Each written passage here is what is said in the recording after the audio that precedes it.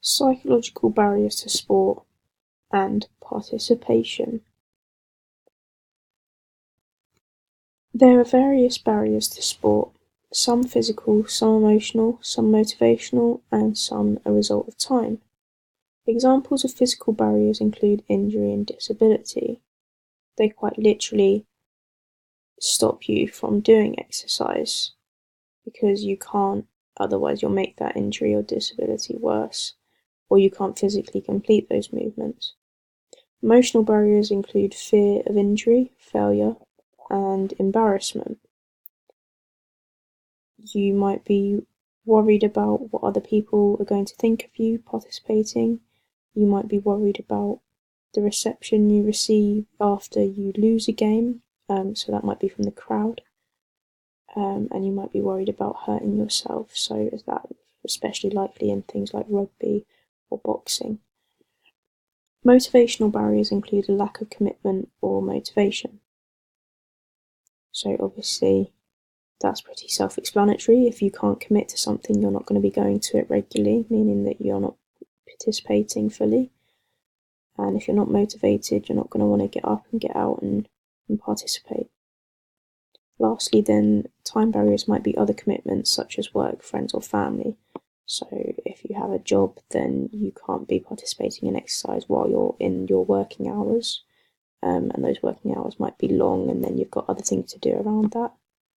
Friends or family commitments, so that might be a regular family thing, or it could just be that you're meeting family on the day that you usually do sport, so that's a barrier to participation in sport as well.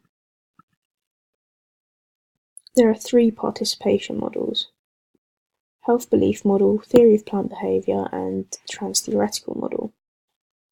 The health belief model suggests 4 stages: perceived susceptibility, severity, benefits, and barriers.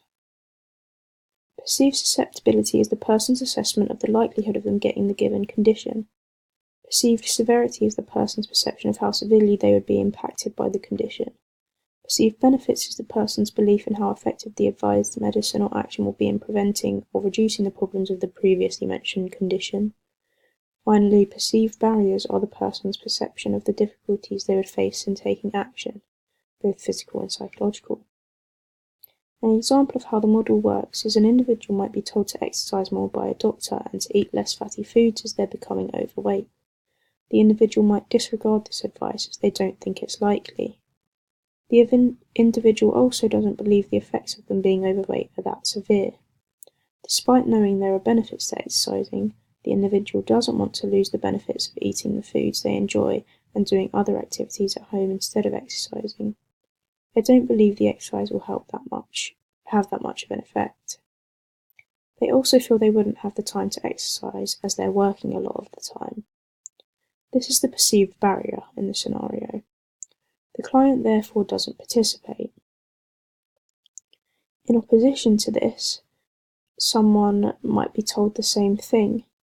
They perceive that to be very severe. They think that it's likely that they will become overweight. They think they're susceptible to it. They then have an understanding of the severity of becoming overweight and the health effects it could have on you, such as potentially coronary heart disease, especially if they're eating fatty foods. And they perceive the benefits to be quite high as well. So obviously that's perceive the benefits to be an improvement in health, an extension of their life, and a more enjoyable life as they can do more things. Their perception of the barriers, they feel that yes, they have a lack of time, however they feel that it's worth it and they feel that they can work around it and fit the exercise in. The theory of planned behaviour. This theory is divided into 3 factors that must all be achieved to act on an intention.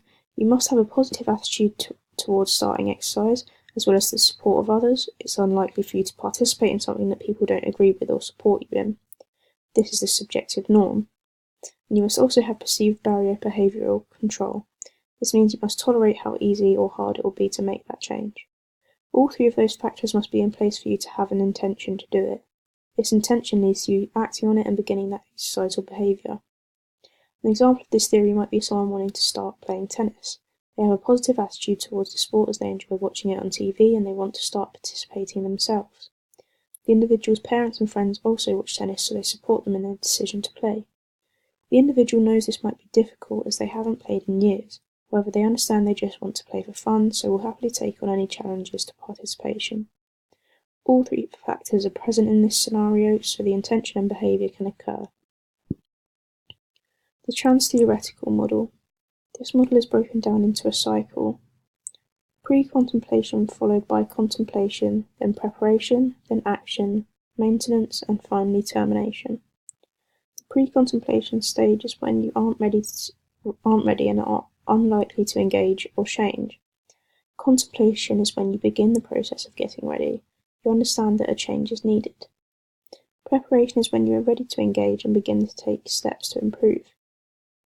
Action is when you are exercising and improving. The maintenance stage is when you need to share your progress and intentions with others to prevent relapse and allow further improvement.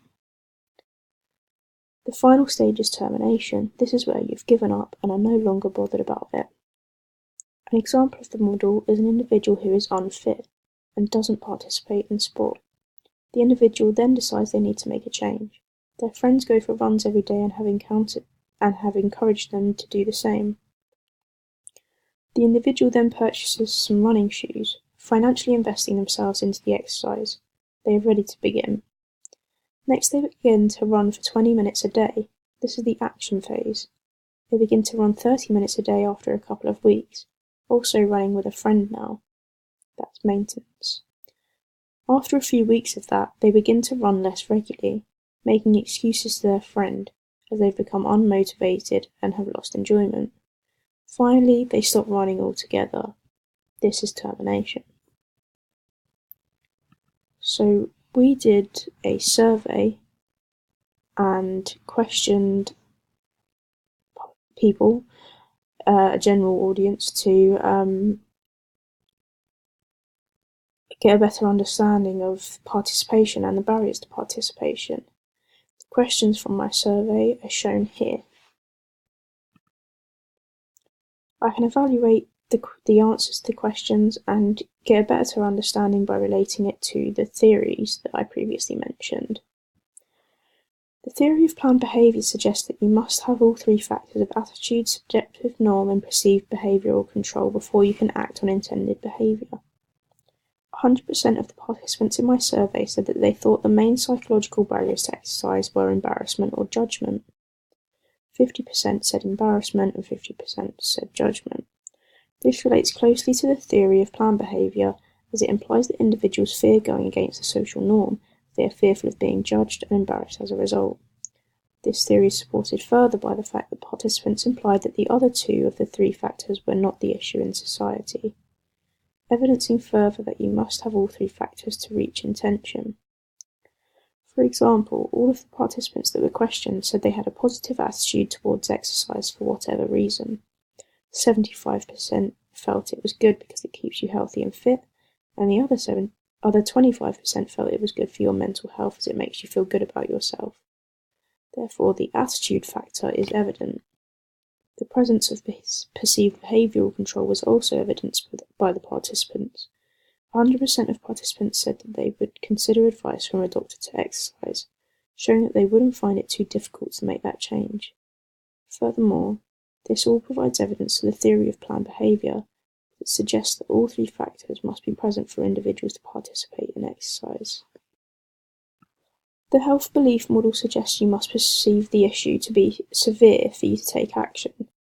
100% of the participants said that they would follow the advice of a doctor if they told them to exercise.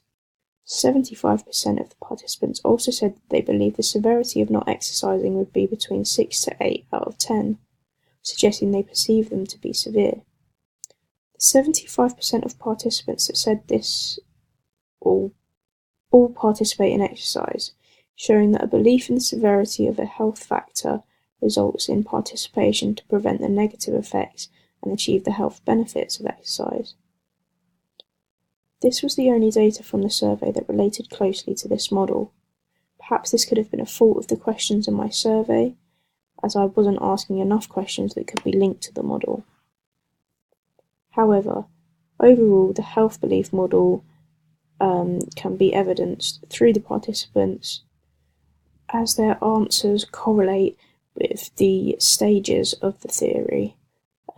So obviously, the fact that they believe the severity of exercise was high, which led to them participating and saying that they would participate if recommended by a doctor, showing that they would follow through in the stages of the health belief model as they would act upon it, due to the severity and due to the perception of benefits, health benefits from doing that exercise. The trans-theoretical model identifies multiple stages that occur in a system. The pre-contemplation phase was identified by the participants in the survey as 75% said they would consider starting a new form of exercise they don't currently do. The action phase was easily identified as all participants participate in some form of exercise currently, meaning they have contemplated and prepared to get to that stage. When asked whether they've ever quit a form of exercise, 75% said they had. This shows that the majority had actively participated in the termination phase of the model. The maintenance stage of the model was also identified through the same question, as 75% of them quit the exercise after a minimum of 2 months, showing that they continued for an extensive period of time before quitting. This also implies that their reasoning for quitting was a lack of motivation or enjoyment, as opposed to embarrassment, because if they were embarrassed, they would likely quit sooner. The survey evidenced all phases of the trans-theoretical model.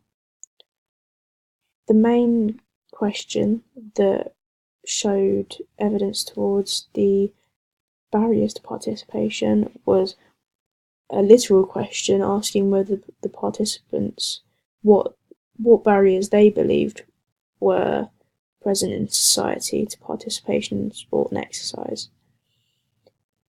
50% said embarrassment and 50% said judgment. So clearly it is a social factor that is the main barrier for participation.